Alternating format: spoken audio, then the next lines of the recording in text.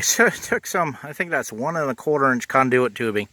It's thicker than what I thought, man. I didn't realize conduit tubing was so thick. Anyways, drilled it, hammered it, the ends over, drilled them out for holes, put a part of the shepherd hook to hang my plate up there, got some nuts and bolts. Gonna put this thing together and show you my idea to hold my steel gong. Okay, so my idea is have two with nuts and bolts already together, and then other pieces will just go on and across. Let me do this and hopefully it makes sense and you can follow along.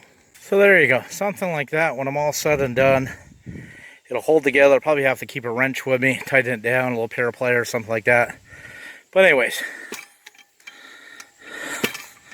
I don't think it's gonna tip over.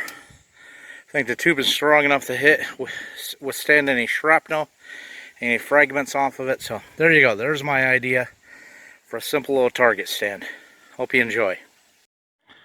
Thanks for viewing. Please like, share, subscribe, and don't forget to hit that bell notification for future videos. Thank you.